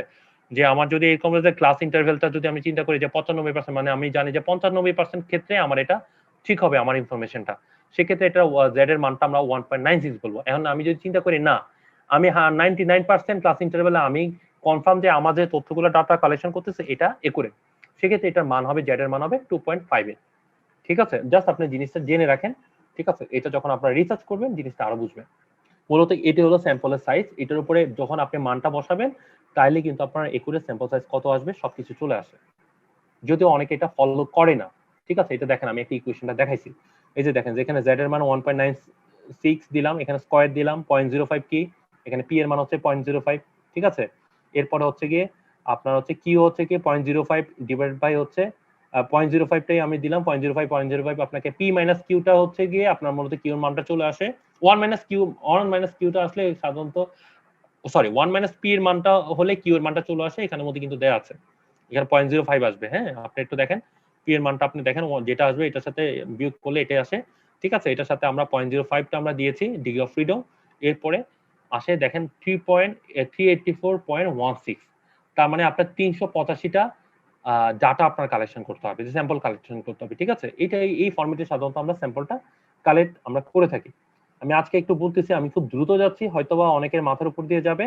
যদি বুঝতে না পারেন আমাকে একটু কমেন্ট করবেন, কারণ হচ্ছে আমি চাচ্ছি আজকের মধ্যে আপনাদের একটু শেষ করে দেওয়ার জন্য, যেহেতু সামনের ক্লাস থেকে আপনাদের শুক্রবারে যেহেতু আপনাদের পরীক্ষা, সো আমার আসলে সুযোগটা পাচ্ছি না, যার জন্য আমি খুব দ্রুত যাচ্ছি, ঠিক আছে? যদি কারো বুঝতে সমস্যা আপনার কমেন্ট করবেন, বা কেউ যদি জয়েন করে আমাকে জিজ্ঞেস করতে চান জিজ্ঞেস করতে পারেন, ডোন্ট ওয়ারি।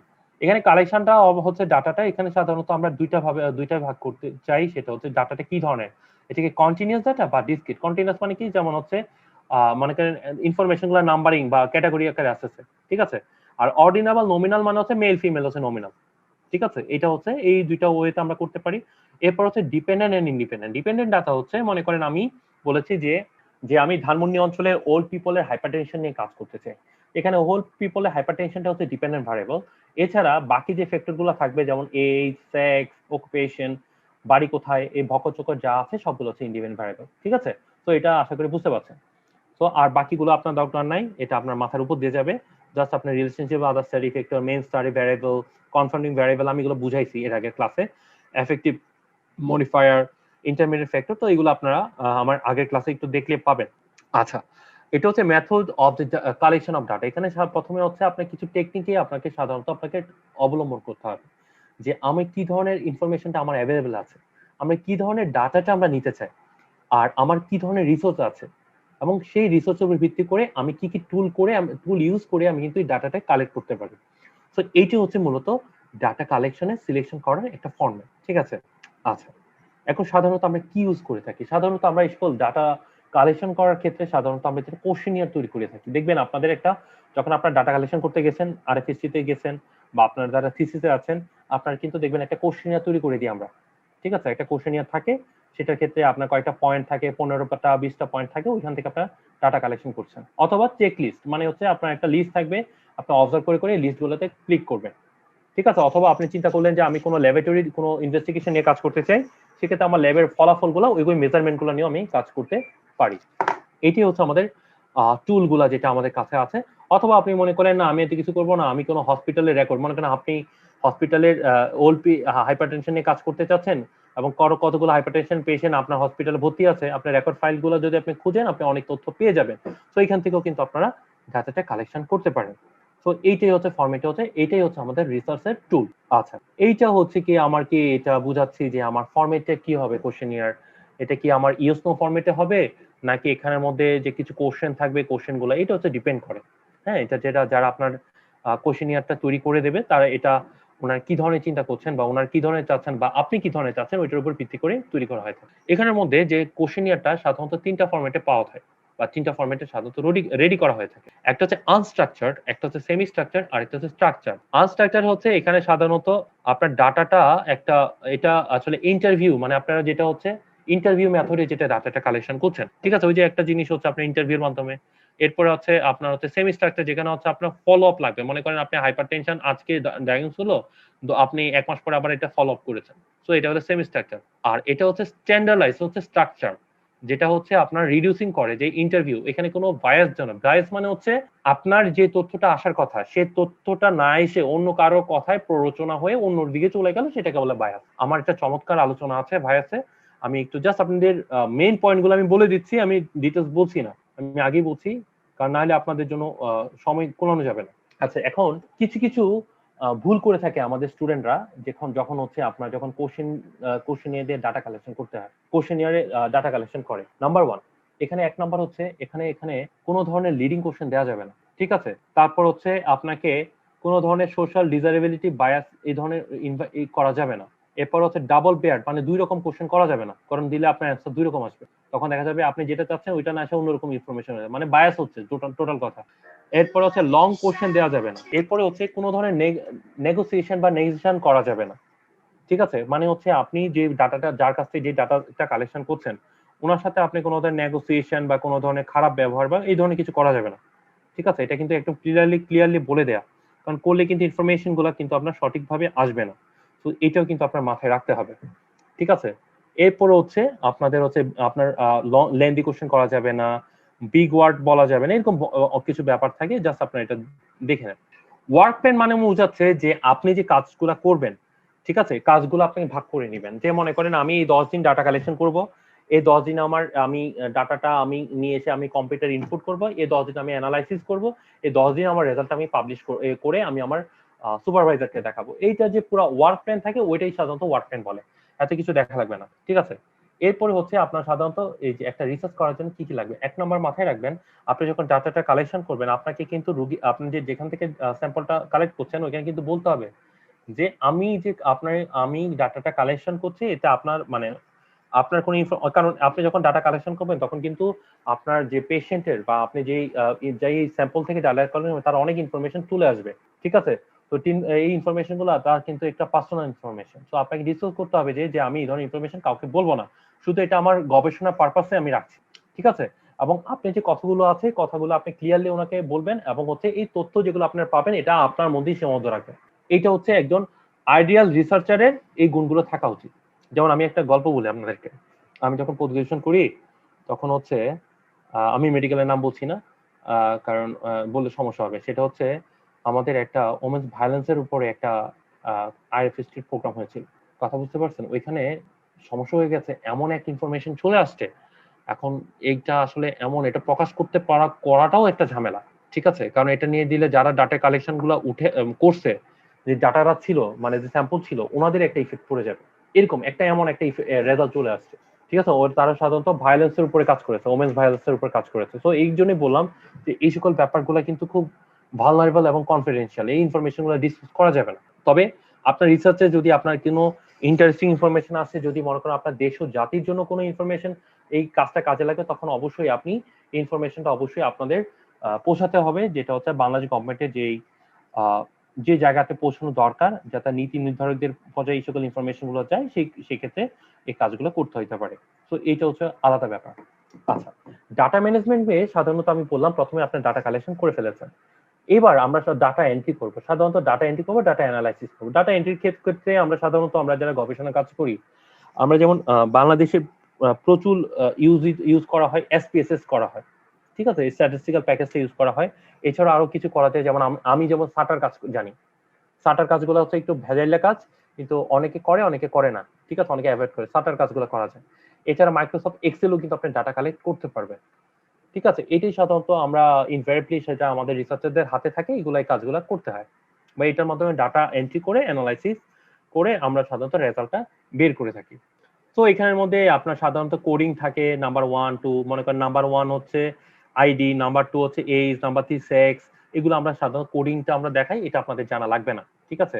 এরপরে ডাটাটা যখন আপনারা ঢুকিয়েছেন, যে রেজাল্টটা বের হবে, সাধারণত আমি একটা কথা প্রথম গত ক্লাসে আমি দেখিয়েছিলাম যে সাধারণত আমরা দুইটা ফরম্যাটে আমরা রেজাল্টটা প্রকাশ করে থাকি। একটা হচ্ছে টেবিল ফরম্যাটে করি, আরেকটা হচ্ছে গ্রাফ ফরম্যাটে করি। টেবিল ফরম্যাটে হচ্ছে টেবিলের কয়টা পার্ট এগুলো সব বলেছি, গ্রাফের মধ্যে বার, পাই, লাইন, আদার্স কি কি আছে সবগুলো আমি দেখিয়েছি, ঠিক আছে। আমি ডিটেলস আমার চমৎকার একটা আলোচনা আছে, আপনারা চাইলে গত ক্লাসের ভিডিওটা দেখলে আপনারা এটা খুঁজে পাবেন, ঠিক আছে। ওই অ্যানালাইসিসের কথাগুলো আমি এখানে বলে দিয়েছি, এটাকে আরেকটু ঠিক করলাম। এরপরে রেজাল্টটা হচ্ছে ইন্টারপ্রিটেশন। আপনি যে ডাটাগুলো আপনাকে টেবিলের ফরম্যাটগুলো করেছেন, এই তথ্যগুলোকে আপনাকে এক্সক্লুড করতে হবে, খুব এক্সপ্লেইন করতে হবে, সেটাই হচ্ছে ইন্টারপ্রিটেশন, ঠিক আছে। এই ফরম্যাটটাকে বলে ইন্টারপ্রিটেশন। এরপরে এই ইনফরমেশনটাকে এরপর আপনি রিপোর্ট করবেন, যেটা আপনার যে রেজাল্টগুলো আসছে এই রিপোর্টটা আকারে দিবেন, সেটা হচ্ছে, ঠিক আছে। এতটুকু যদি বুঝতে পারছেন, এতটুকু যদি বুঝতে পারেন, তার মানে হচ্ছে আপনারা একটা থিসিসে কি কি করতে হয়, একটা পাবলিকেশনে কি কি করতে হয়, একটা আরএফএসসির বইয়ে কি করতে হয়, সব পড়া শেষ, ঠিক আছে। এটা একদম আপনাদের একদম মাথায় ঢুকে গেছে, এবং এটা যদি কেউ মাথায় রাখে, আশা করি পাবলিকেশন বা এই সকল ব্যাপার নিয়ে কোনো ঝামেলা হবে না। এখন কিছু কিছু ব্যাপার আমি আপনাদের একটু মাথায় রাখাতে চাচ্ছি, কারণ ইনফরমেশন গুলো আপনাদের লাগে যখন আপনারা ডাটা অ্যানালাইসিসের কাজগুলো করবেন, ঠিক আছে। মনে করেন আপনাদের মধ্যে কেউ এসপিএস এর কাজ শিখলো, তো আপনার কিন্তু, বা আপনি ডাটাটা কালেকশন করতে গেছেন, কিছু জিনিস আপনার মাথায় রাখতে হবে, যে নর্মাল ডিস্ট্রিবিউশন কি জিনিস। নর্মাল ডিস্ট্রিবিউশন হচ্ছে যেখানে ডাটাগুলো সম্পূর্ণভাবে সবগুলা ভ্যারিয়েবলটা একটা মানে সমান পরিমাণে আছে, এবং আমরা সঠিক তথ্য এখান থেকে ডাটা কালেকশন করলে সঠিক তথ্য পাবো। এই যে দেখেন, এখানে একটা চিত্র আমি এঁকে দিয়েছি, ঠিক আছে। এখানে সাধারণত আমরা কি করি, আমরা সাধারণত মিন, মোড, মিডিয়ান এগুলা আমরা দেখে থাকি, সেখানে একই ফরম্যাটে থাকে, ওরা একই সমস্যা। এখানে দেখেন, এখানে একটা কথা বলেছি, the distribution of the nature or shape is called normal or Gaussian distribution. মানে কি, এখানে যে ভ্যারিয়েবল গুলো আছে এটা সমান থাকে, সমান, কোনো ধরনের ইরেগুলার না, কোনোটা বেশি কোনোটা কম না, একদম সমান ভাবে আছেন, এটাকে বলা হয় নরমাল ডিস্ট্রিবিউশন, ঠিক আছে। এটা কিছু ক্যারেক্টারিস্টিক্স আছে, যেমন হচ্ছে এটা হচ্ছে আপনার, এটা স্মুথ, এটা হচ্ছে দেখেন বেল শেপ, এখানে বর্ডারটা সাধারণত টাচ করে না, কিন্তু এখানে টাচ করে ফেলেছে এটা ইয়াতে। তারপর মিন, মুন, মোড গুলা আপনার কোইনসাইড থাকবে, প্রবাবিলিটি হচ্ছে কিনা এটা দেখা যাচ্ছে, এগুলো ক্যালকুলেশন করা আছে, এগুলো ব্লা, এগুলো হচ্ছে আপনারা থার্ড ইয়ারে আপনারা পড়েছেন, সো এটাতে আমি যাচ্ছি না। এখানে আরেকটা জিনিস ব্যাপার আছে, সেটা স্কিউ ডিস্ট্রিবিউশন, যেটা হচ্ছে আপনাদের থার্ড ইয়ারে থাকে না। এটা সাধারণত এগুলো একটা ব্যাপার আছে, যখন নর্মালি ডাটাটা ডিস্ট্রিবিউশন থাকে না, তখন তো আপনার মনে করেন ইরেগুলার বা কিছু না কিছু একটা ডিস্ট্রিবিউশন থাকলো। মনে করেন একটা জায়গায়, আমি যে বললাম আজকে জেনেসিসের ক্লাসে 100 জন স্টুডেন্ট আছে, 50 জন ছেলে, 50 জন মেয়ে। ওইখান থেকে আমি যে ছেলেদের ইনফরমেশন নিলাম, আমি পুরো 50 জন ছেলের ইনফরমেশন চলে আসবে, আর 50 জন মেয়ে থেকে ইনফরমেশন নিয়ে আসলাম, 50 জন মেয়ের একটা ইনফরমেশন চলে আসবে। এখন এরকম যদি অসম্পূর্ণ হয়, সেক্ষেত্রে এই ধরনের ডিস্ট্রিবিউশনকে বলা হয় স্কিউ ডিস্ট্রিবিউশন। এখানে আমি একটু আগে বলেছি যে মিন, মোড, মিডিয়ান সাধারণত আপনার কোইনসাইড করে, সেম পজিশনে থাকে। সাধারণত স্কিউ ডিস্ট্রিবিউশন কিন্তু সেম থাকে না, দেখা যাচ্ছে মিনের চেয়ে মিডিয়ান বড় থাকে, মিডিয়ানের চেয়ে মুড বড় থাকে, এরকম একটা ব্যাপার থাকে, ঠিক আছে। এটাকে আবার আমরা দুইটা ভাবে ভাগ করতে পারি। মনে করি যে দেখেন, এখানে বলেছি যে নন সিমেট্রিক্যাল ডিস্ট্রিবিউশন, একটু আগে বলছি সিমেট্রিক্যাল ডিস্ট্রিবিউশন মানে হচ্ছে নরমাল ডিস্ট্রিবিউশন, নন সিমেট্রিক্যাল ডিস্ট্রিবিউশনটাই হচ্ছে আপনার স্কিউ ডিস্ট্রিবিউশন, যেখানে মিন, মুড, মিডিয়ান এটা কিন্তু সেম থাকবে না। এটাকে আমি দুইটা ফরম্যাটে ভাগ করতে চাই, সেটা হচ্ছে দুইটা ভাগে ভাগ করতে চাই, একটা হচ্ছে পজিটিভ স্কিউড আর একটা হচ্ছে নেগেটিভ স্কিউড। মানে হচ্ছে যে দেখেন, যে মিনের চেয়ে মিডিয়ান বড়, মিডিয়ানের চেয়ে মুড বড়, এরকম একটা ব্যাপার, ঠিক আছে। আর পজিটিভ স্কোর হচ্ছে যেখানে হায়ার থেকে লোয়ারে যাচ্ছে, যেমন হচ্ছে মিনের পরে মিডিয়ান, মোড, এরকম একটা ব্যাপার আর কি। ঠিক আছে, এই দুইটা ফরম্যাট মনে রাখলেই চলবে। আচ্ছা, এরপরে হচ্ছে যে টেস্ট অফ সিগনিফিকেন্স। এখানে কিন্তু এই যে এখন যে ব্যাপারগুলো কয়েকটা পয়েন্ট বলতেছে, এটা কিন্তু এমপিএইচ কোশ্চেন আসে। ঠিক আছে, এমপিএইচ কোশ্চেন আছে। ইভেন হচ্ছে যারা আপনারা থিসিসের ক্ষেত্রে বা ডিসার্টেশনের ক্ষেত্রে যদি স্যাররা কেউ যদি স্ট্যাটিস্টিশিয়ান আসে, তাহলে কিন্তু এই ধরনের কোশ্চেন আপনাকে করতে পারবে। ঠিক আছে, এগুলো আপনি জাস্ট একটু জেনে রাখেন। এইটা হচ্ছে যে আমার যে ইনফরমেশনটা আছে এটা কতটুকু ঠিক। দেখেন আমি এখানে লিখছি যে standard error indicate the how রিলেভেল and estimate of the mean is like to. আমার যে মিনটা আছে এটা কতটুকু ঠিক আছে। ঠিক আছে, সাধারণত এই যে জিনিসগুলো, এই ফর্মুলাটা কয়েকটা জায়গায় ইরর হতে পারে। একটা হইতে পারে যে মিনের ইরর হইতে পারে, আমি যে প্রপোর্শনটা নিচ্ছি এতে ইরর হইতে পারে, যে আবার হইতে পারে দুইটা মিনের মধ্যে যে ডিফারেন্সটা আছে ওইটা ইরর হইতে পারে, বা আমি যে প্রপোর্শনটা নিচ্ছি আলাদা আলাদা রেশিওটা, ওই রেশিওতে ডিফারেন্সটা হতে পারে। এতটুকু মাথায় রাখেন। ঠিক আছে, আমি এগুলোতে গেলাম না, আপনাদের মাথা নষ্ট হয়ে যাবে। এখানের মধ্যে আমি কিছু কিছু বলি। একটা হচ্ছে parametric test, non parametric test মানে কি? প্যারামেট্রিক টেস্ট মানে হচ্ছে একটু আগে আমি বললাম যে যেখানে সিমেট্রিক্যালি ডিস্ট্রিবিউশন থাকে সেখান থেকে যে টেস্ট, যে এই ডিস্ট্রিবিউশন থেকে ডাটা কালেকশন করার পরে আমি যে অ্যানালাইসিস করার জন্য যে টেস্টগুলো করব, ঠিক আছে, যদি সমান ডিস্ট্রিবিউশন থাকে সেখান থেকে ডাটা কালেকশন করে টেস্ট করা হয় সেটাকে বলা হয় প্যারামেট্রিক টেস্ট। যদি ডাটাগুলো সমান না থাকে, অসম্পূর্ণ থাকে, সেটা হচ্ছে নন প্যারামেট্রিক টেস্ট। জাস্ট আমি একটা এক্সাম্পল দেখাই, এগুলো দেখার দরকার নাই কারণ আপনারা এতটুকু মাথায় থাকবে না। এই যে দেখেন, parametric analysis to test the group mean, অর্থাৎ দুইটা গ্রুপের মিনটা নিয়ে আমরা করে থাকি। আর নন প্যারামেট্রিক টেস্টে সাধারণত টেস্ট করি গ্রুপের মিন। ঠিক আছে, তারপর হচ্ছে information about the population is completely known, অর্থাৎ আমি তো বললাম সিমেট্রিক্যালি নরমালি ডিস্ট্রিবিউশন, তার মানে আমি ওইখানে কিন্তু ইনফরমেশন গুলো আমি পাবো, এটা নোন কেসগুলোই পাবো। কিন্তু আপনার নন প্যারামেট্রিকের ক্ষেত্রে তো আমি তথ্যগুলো সমানুপাতিক না, তো সেক্ষেত্রে আমি সঠিক ইনফরমেশন আসবে না। এখানে কিন্তু যে স্পেসিফিক অ্যাজাম্পশন আসবে। কারণ কি অ্যাজাম্পশন আসবে কেন? কারণ এটা নরমালি ডিস্ট্রিবিউশন আছে, বাট এখানে নরমালি কিন্তু নো অ্যাজাম্পশন আসবে। ঠিক আছে, এইটা হচ্ছে applicable only for a variable. Variable মানে হচ্ছে কি, আপনি যে অবজেক্ট, যে ডাটাটা কালেকশন করতেছেন সেটা হচ্ছে ভ্যারিয়েবল। ঠিক আছে, এখানে কিন্তু ভ্যারিয়েবল এবং অ্যাট্রিবিউট দুইটাই আসবে। এবং মনে রাখবেন প্যারামেট্রিক টেস্টগুলো যেটা হয় সেটা হচ্ছে আপনার ইন্ডিপেন্ডেন্ট, আর এটা সাধারণত স্যাম্পলে ইন্ডিপেন্ডেন্ট হতে হবে এরকম কোনো বাধ্যবাধকতা নাই, আর কিছু দরকার নেই। এই যে এখানে একটা ইনফরমেশন আমি বলেছি, এটা আপনাদের শুধু মাথায় রাখেন, সেটা হচ্ছে প্যারামেট্রিক টেস্ট আমরা কখন করি? যেখানে নরমালি ডিস্ট্রিবিউশন আছে সেখানে আমরা প্যারামেট্রিক টেস্টটা করে থাকি। আর যেখানে নরমালি ডিস্ট্রিবিউশন নাই সেক্ষেত্রে আমরা আমরা এই নন প্যারামেট্রিক টেস্ট করে থাকি, বাকি কিছু দেখা দরকার নেই। ঠিক আছে, আচ্ছা, প্যারামেট্রিক টেস্টের ক্ষেত্রে সাধারণত এখানে অনেক কিছু দেওয়া আছে। সাধারণত আমরা যেটা করে থাকি সেটা হচ্ছে টি টেস্ট, জ্যাট টেস্ট, অ্যানোভা টেস্ট। এখানে ওয়ান ওয়ে আছে, টু ওয়ে অ্যানোভা টেস্ট আছে, এতটুকু মাথায় রাখেন। এটা কিন্তু এমপিএসসি কোশ্চেন আসে। ঠিক আছে, প্যারামেট্রিক টেস্ট কোনটা, নন প্যারামেট্রিক টেস্ট কি আছে, এগুলো আসে। আর নন প্যারামেট্রিক টেস্টের মধ্যে আছে one sample sign, one sample, two sample sign, এরকম থাকে। তারপর উইলেস টেস্ট আছে, ম্যান উইটনেস টেস্ট আছে, এরকম অনেকগুলো ফ্রাইডম্যান টেস্ট, এগুলো অনেকগুলো টেস্ট আছে। ঠিক আছে, এটা সাধারণত এমপিএইচ, সরি, যারা এমপিএইচ আপনারা পরীক্ষা দিবেন আপনাদের কিন্তু এখান থেকে কোশ্চেন আসবে, এবং এগুলো কিন্তু কোশ্চেন আসে। ঠিক আছে, প্যারামেট্রিক টেস্ট মানে কি, নরমালি ডিস্ট্রিবিউশন আছে, ওইখান থেকে ডাটা কালেকশন করার পরে যে রেজাল্টটা বের করবেন, কেমনে করবেন? কোন টেস্টের মাধ্যমেই তো অ্যাসোসিয়েশন বের করবেন। সাধারণত প্যারামেট্রিকের ক্ষেত্রে আমরা এই টেস্টগুলো করি, নন প্যারামেট্রিকের ক্ষেত্রে এতটুকু মাথায় রাখলেই হবে। ঠিক আছে, সাধারণত বলি যে স্যাম্পল টি টেস্ট সাধারণত আমরা 20-এর বেশি হলে স্যাম্পল টি টেস্ট করি, ওয়ান স্যাম্পল টি টেস্ট করি।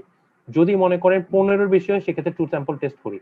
আর আমরা সাধারণত ওয়ান ওয়ে এনোভা মনে করি, যদি আমি কয়েকটা ক্যাটাগরিতে আমরা থাকে সেখান থেকে যদি আমরা ডাটা কালেকশন করতে চাই। ঠিক আছে, যদি 15 বেশি হয় সেক্ষেত্রে 2 থেকে 9টা গ্রুপ আছে, এবং 15 বেশি হয় সেক্ষেত্রে আমরা ওয়ান ওয়ে এনোভা করতে পারি। আর 12টা বা এরকম আর কি, আর হচ্ছে এর বেশি যদি হয় সেক্ষেত্রে টু ওয়ে এনোভা করি। ঠিক আছে, এতটুকু মাথায় রাখেন, এগুলো দরকার নেই, এগুলো মাথা নষ্ট করে লাভ নাই। ঠিক আছে, রাত পহলা আপনাদের পরীক্ষা, এত কিছু মাথায় রাখা দরকার নেই। আচ্ছা, এখানে মধ্যে একটা জিনিস বলেন, কোরিলেশন টেস্টিং কিন্তু মাঝে মধ্যে কোশ্চেন হয়, যে কোরিলেশন মানে কি, আমার যে তথ্যটা আসছে এটা কি রেজাল্টে কোনো ধরনের রেজাল্টের সাথে সম্পর্ক আছে কিনা, এটার জন্য আমরা দেখা যায় কোনো অ্যাসোসিয়েশন বা কোরিলেশন টেস্ট করি। সাধারণত প্যারামেট্রিক টেস্টের ক্ষেত্রে কোরিলেশন টেস্টে আমরা চুজ করে থাকি সাধারণত পিয়ারসন টেস্ট। ঠিক আছে, এটা মাথায় রাখবেন। ঠিক আছে, এখানে দেখবেন, এখানে স্পারম্যান টেস্ট করি সাধারণত নন প্যারামেট্রিক। ঠিক আছে, এরপরে ইন্ডিপেন্ডেন্ট মেজার করি দুইটা গ্রুপের মধ্যে আপনার হচ্ছে টি টেস্ট দিয়ে, আর হচ্ছে ম্যান উইটনেস টেস্ট।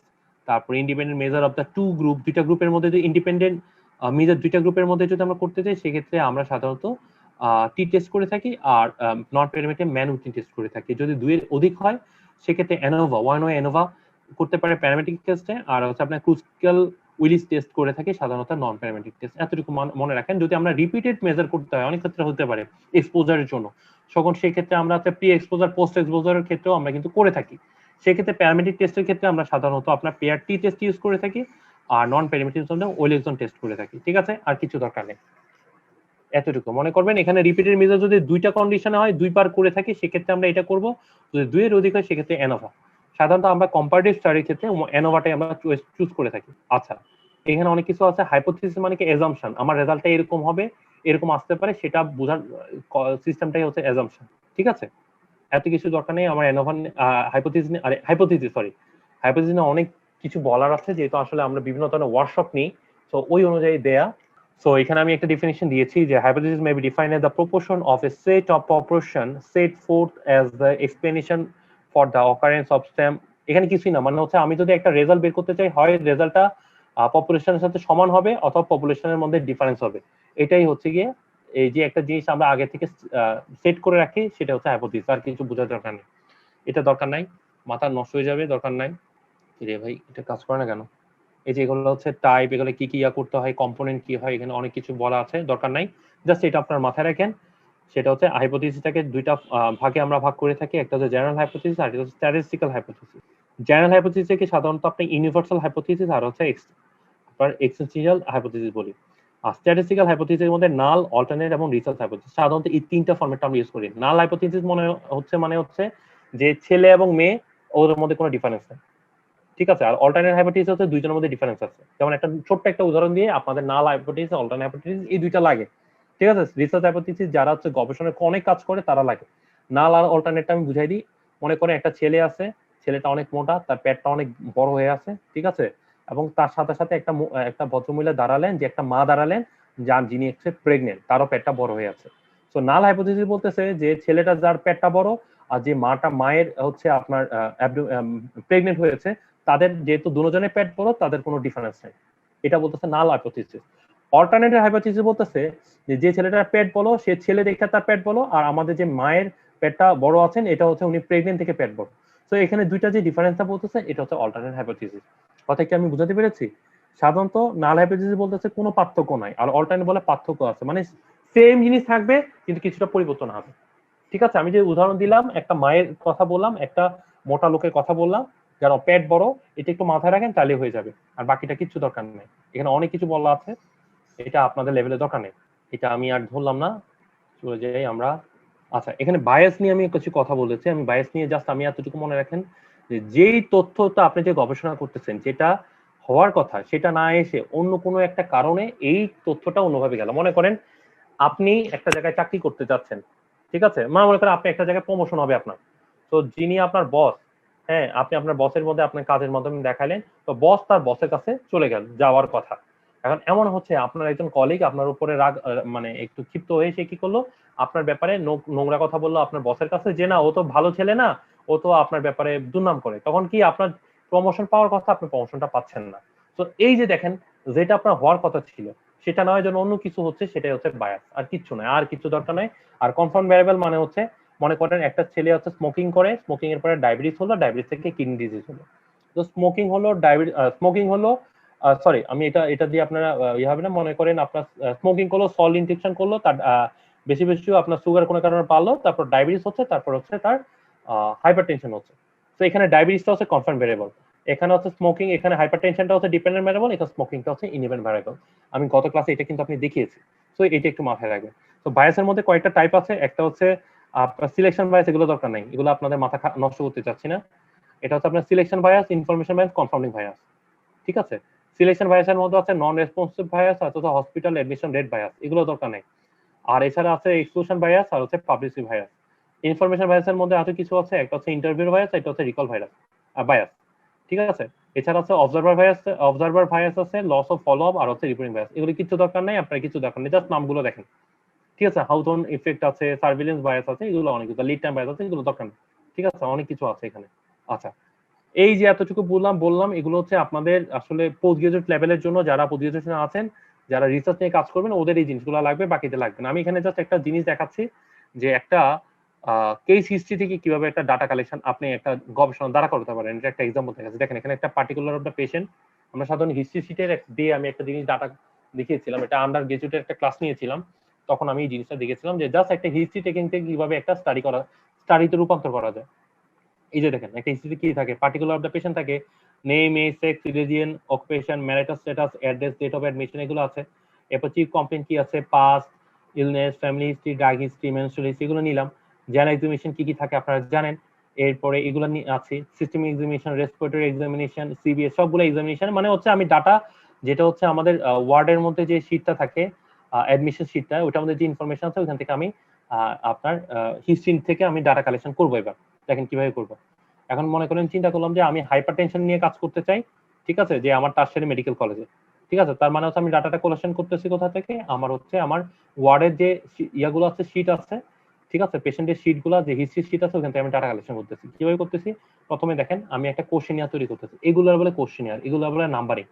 তো দেখেন এক নাম্বার হচ্ছে স্টাডি আইডি, এখানে প্রথম 1 হচ্ছে সেক্স, ঠিক আছে, এটা হচ্ছে কোশ্চেনিয়ার মানে প্রশ্নপত্র তৈরি করতেছে, এটার ফরম্যাটে আমি ডাটা কালেক্ট করবো। যেমন হচ্ছে সেক্স, মেল, এটা কি মেল ফিমেল, এটা আপনি টিক চিহ্ন দিবেন। বয়সটা কত, এইটা। তারপর প্রেজেন্ট অ্যাড্রেস কি, পার্মানেন্ট অ্যাড্রেস কি, টেলিফোন নাম্বার কি, এটা হচ্ছে রেফারেন্স নাম্বার কি, তারপর এটা বিবাহিত না অবিবাহিত, এটা একটা ব্যাপার আসতেছে।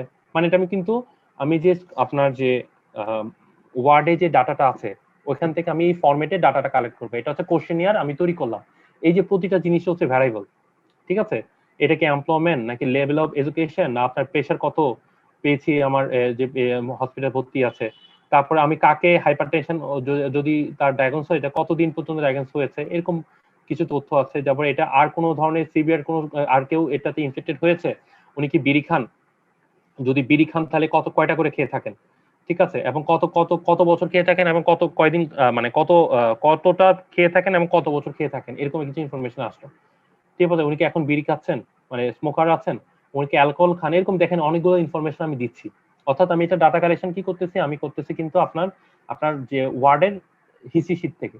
তো আমি এখানে কোশ্চেনটা তৈরি করলাম, এটা নিয়ে আমি এটাকে জাস্ট আমি টিক চিহ্ন দিব, ঠিক আছে। এটা নিয়ে আমি মনে করেন 50টা পেশেন্টের উপর করতে চাইলে আমি 50 জনের কাছ থেকে এটা নিব, নেওয়ার পরে আমি ডাটা এন্ট্রি করবো, অ্যানালাইসিস করবো, রেজাল্ট আসবে। জাস্ট আমি একটা কোশ্চেনিয়ার আপনাকে দেখাই দিচ্ছি, ঠিক আছে। এই যে দেখেন এগুলো সবগুলো হচ্ছে কোশ্চেনার, এইভাবে করে কোশ্চেনারটা সাধারণত তৈরি করা হয়ে থাকে, এগুলো সবগুলো হচ্ছে ভ্যারিয়েবল, ঠিক আছে। এরপরে এটা করার পরে আমি কি করব, এরপরে হচ্ছে আমি এটা শুরু করব। প্রথমে কি আমি একটা অ্যাবস্ট্রাক্ট করব, অ্যাবস্ট্রাক্ট মানে হচ্ছে সারমর্ম, ঠিক আছে। এটা সারমর্মটা কি হবে, এটা হচ্ছে যখন আপনার পুরো রেজাল্ট, আপনি data entry, analysis, interpretation result বের হয়ে যাবে, তখন এটাকে সারমর্মটা অ্যাবস্ট্রাক্ট হয়। অ্যাবস্ট্রাক্টের মধ্যে কি কি থাকে, এক নাম্বার হচ্ছে একটা ইন্ট্রোডাকশন থাকে, একটা কনক্লুশন থাকবে, এরপর হচ্ছে বডি থাকে, বডির মধ্যে মেথোডোলজির পোর্শনটা সবগুলো থাকবে, আপনি কি কি রেজাল্ট পেয়েছেন সেটা চলে আসবে। অর্থাৎ এক নজরে যদি সবকিছু দেখতে পারেন সেটা হচ্ছে অ্যাবস্ট্রাক্ট, ঠিক আছে। আমরা বাংলায় বলে এটা হচ্ছে সারমর্ম, ঠিক আছে। একটা প্রোটোকলের মধ্যে কি কি থাকে, প্রোটোকলের মধ্যে আমি বলেছি যেটা ইন্ট্রোডাকশন থাকে, জাস্টিফিকেশন হচ্ছে, একটা রিসার্চ কোশ্চেন থাকে। সাধারণত রিসার্চ কোশ্চেনটা কি, হোয়াট, হোয়ার, হোয়াই, এগুলো আমি দেখিয়েছি। এই যে দেখেন এখানে রিসার্চ কোশ্চেনটা হচ্ছে what is the status of the hypertension patient among the middle age people in the tertiary centre or medical college in Bangladesh, এটা হচ্ছে রিসার্চ কোশ্চেন। এটা অবজেক্টিভটা কি, অবজেক্টিভ হচ্ছে যেহেতু আমি বলছি যে স্ট্যাটাস অফ হাইপারটেনশন, এখানে জাস্ট আমি একটু অ্যাসেস করে দিছি, ঠিক আছে। আমি জাস্ট অ্যাসেস শব্দটা যোগ করলাম, যে to assess the what is the status of the hypertension, এরকম দিয়ে দিলাম। এবার এটাকে ভাঙা আমি কি কি জিনিস দেখতে চাই, এটা হচ্ছে স্পেসিফিক অবজেক্টিভ, ঠিক আছে। আমরা কিন্তু এই জিনিসগুলো আপনার জানতে হবে, এটা কিন্তু লাগে। এখানে ডিপেন্ডেন্ট ভ্যারিয়েবল কি, যেটা বললাম এখানে হাইপারটেনশন নিয়ে কাজ করতেছি, তার মানে স্ট্যাটাস অফ হাইপারটেনশনটা হচ্ছে ডিপেন্ডেন্ট ভ্যারিয়েবল, আর যত সবকিছু হচ্ছে সবগুলো হচ্ছে ইন্ডিপেন্ডেন্ট ভ্যারিয়েবল, ঠিক আছে। এরপর স্টাডি ডিজাইনটা কি, এটা হচ্ছে ডেসক্রিপটিভ টাইপ, মানে descriptive type of cross sectional, কেন অল্প সময়ের মধ্যে আমি করেছি এই জন্য ক্রস সেকশনাল। এটা স্টাডি পিরিয়ড দেখাইছি যে 1 এপ্রিল 2020 থেকে 31 সেপ্টেম্বর 2020, এই টাইমটাই আমি স্টাডিটা করছি, ডাটা কালেকশন করলাম। এটা আপনার মনে করেন স্টাডি প্লেসটা ছিল আপনার ঢাকা মেডিকেল কলেজে, ঠিক আছে, বা আপনি যে মেডিকেল কলেজে, এটা এমনি উদাহরণ দিচ্ছেন, ঢাকা মেডিকেল থেকে ডাটা কালেকশন করা হয়েছে। এটা স্টাডি পপুলেশন কি, আমি বলেছি 30 থেকে 50 বছর। আমার স্টাডি ক্রাইটেরিয়া একটা জিনিস বলেছি যে সিলেকশন অফ স্যাম্পল, এটার মধ্যে বলছি যে ইনক্লুশন কারে রাখবো, আমি বলছি যে আমি 30 থেকে 50 বছর যারা আছে তাদেরকে রাখবো। তারপর কোনো ছেলে মেয়ে সবাই এটার মধ্যে জয়েন করতে পারবে, আর যারা আমার উইলিংলি জয়েন করবে এরা হচ্ছে আমার রিসার্চের অংশ হবে। আর কারা থাকবে না, 30-এর নিচে বা 50-এর বেশি, যারা আমার সাথে কোঅপারেটিভ না, যারা চাচ্ছে না থাকতে, তারা থাকবে না। এটার মানে হচ্ছে এক্সক্লুশন ক্রাইটেরিয়া, ঠিক আছে। স্যাম্পল সাইজ কি, আমি ওই ফরম্যাটে দিলাম, 385 ডাটা কালেক্ট করলাম। এখানে আমি সিম্পল র্যান্ডম স্যাম্পলিং করছি, ঠিক আছে, আমার স্যাম্পলিং টেকনিক।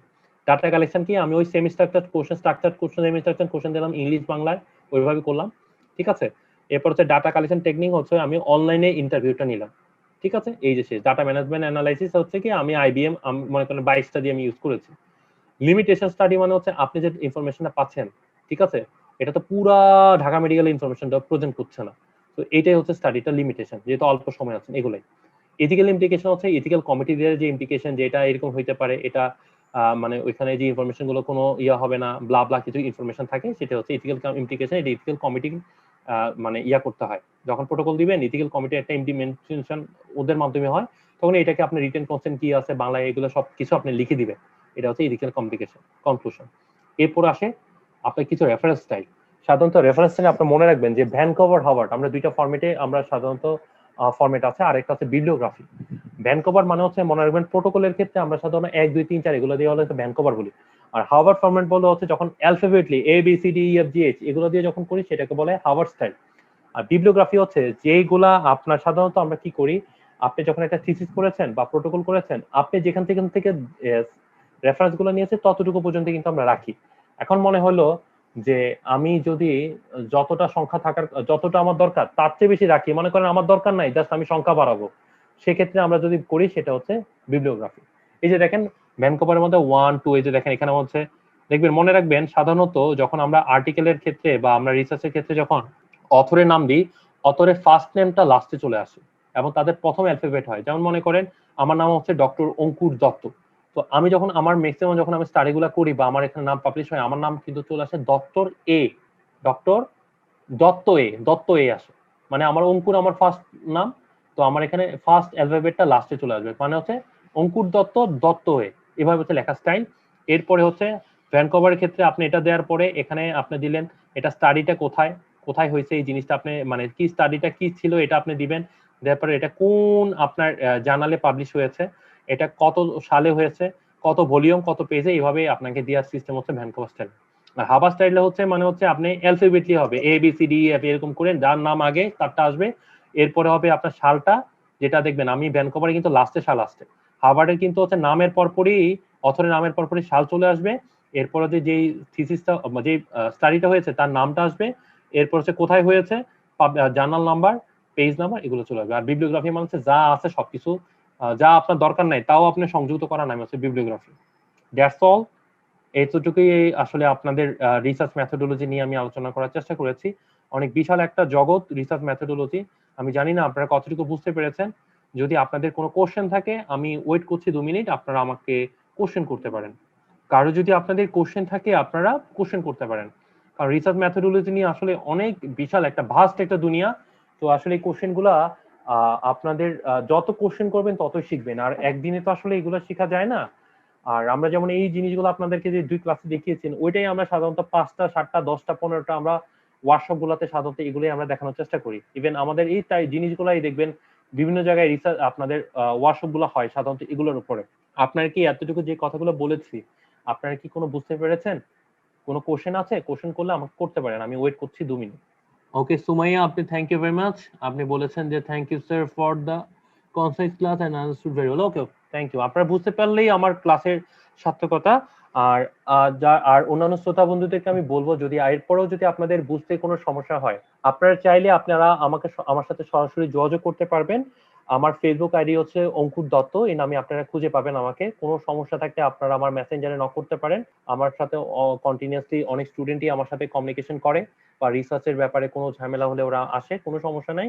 আমার দরজা সবসময় খোলা, এবং আমার ইমেল অ্যাড্রেসটা আপনারা রাখতে পারেন, সেটা হচ্ছে অঙ্কুর.দত্ত42@gmail.com। আপনারা চাইলে আপনারা জেনেসিসের মাধ্যমে আমার সাথে কমিউনিকেশন করতে পারবেন। তবে আমার কাছে মনে হয় যে সোশ্যাল মিডিয়ার যুগ তো এখন, আপনারা খুব ইজি ভাবে আমার নাম দিয়ে সার্চ করে আমার সাথে কমিউনিকেট করতে পারবেন। তো আমি আজকে বিদায় নিচ্ছি। আপনাদের এরপরেও যদি কোনো কোশ্চেন থাকে, আপনারা আজকে যে ক্লাস নিচ্ছে এটার কমেন্ট বক্সে আপনারা দিয়ে দিন, আমি তাহলে আনসারটা দেওয়ার চেষ্টা করব।